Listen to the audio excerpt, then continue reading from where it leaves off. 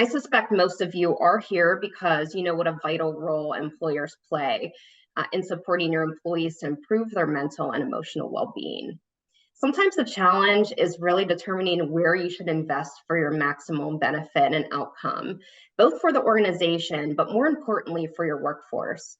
And that's why we have some great subject matter experts here today to share insights and recommendations with you. And one of the reasons we felt this was so important to discuss is because organizations are looking for more than just offering the standard EAP.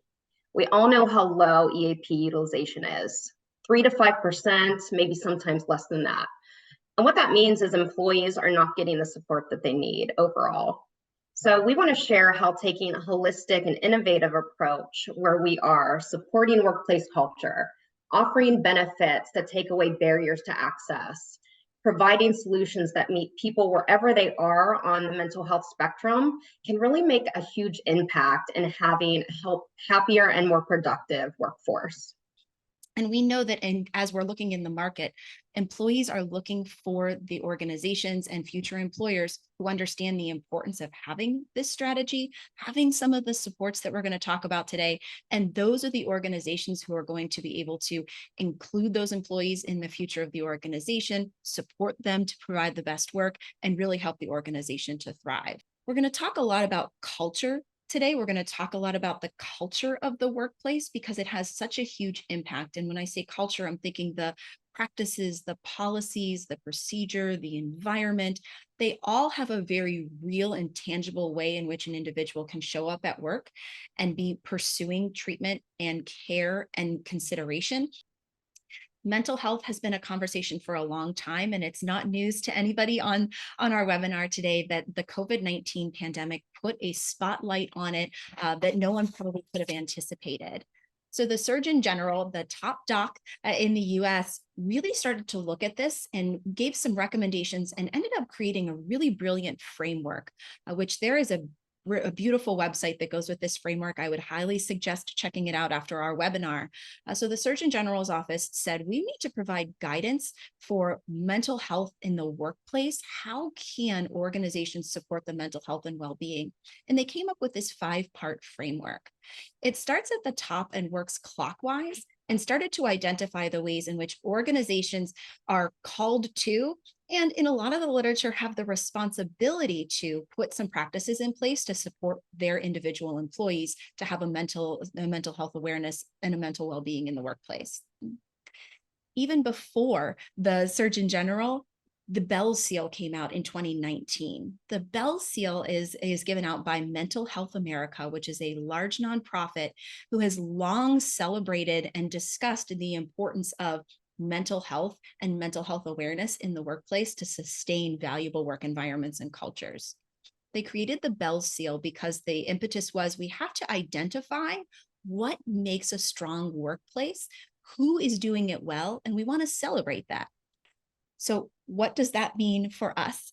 Hopefully we're energized to think about where would we be if we went through that 58-point inspection to pursue the Bell Seal for our organizations. Some of the tactical pieces that we would say coming out of today give us a really good roadmap of what to do. Do we know how to support our employees? Do we have an updated emergency contact on file? Do we know if we have a concern about an employee, their wellness, their ability to perform, wanting to care for them? Do we know what we would do if there is an emergency plan? Who we would contact? Do we know who on our team is a designated leader to understand where to access that information, who would make the call, and how we would seek that resolution? It's not only awareness, we have to know what that looks like, what some of the information we have, and data can be a really good point for that. I'd like to pass it to Mike to talk a little bit about, if we've talked about our culture and have built some awareness, what data is at our fingertips to help us move forward. How we can use analytics to design a mental health strategy, and not just any mental health strategy, but as Kelly mentioned, a strategy that really meets the employee and members' needs and aligns with workplace culture so we have the best chance of success.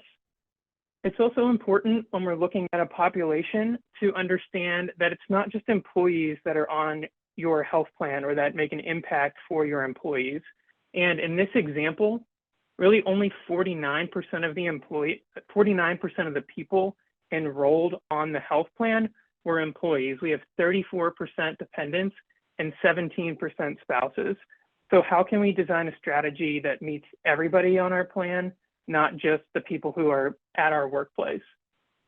And as Kelly mentioned, mental health exists on a spectrum. So sometimes we think of mental health as just depression or anxiety, but within this population, these are all of the different sub-diagnoses that make up mental health. And depression and anxiety do make up slightly over 50%, but it's important to remember that mental health is not a single diagnosis. There are a lot of different intricacies and details behind just the mental health diagnosis category. And so with this information in this data set, one of the solutions that was deployed was a virtual behavioral health program. So we use data and analytics a lot to inform what the strategy might be. It's also important to use it to measure the outcomes. So using claims information can help us learn more about a client population and what their needs are. And that can be anything from what kind of mental health conditions are in the, are showing up in that population. What's the age, the gender, even the zip code, using social determinants of health, all help inform us when we're choosing certain benefits or certain vendors or partners. Finally, digital mental health solutions are probably the biggest trend I've seen in the market.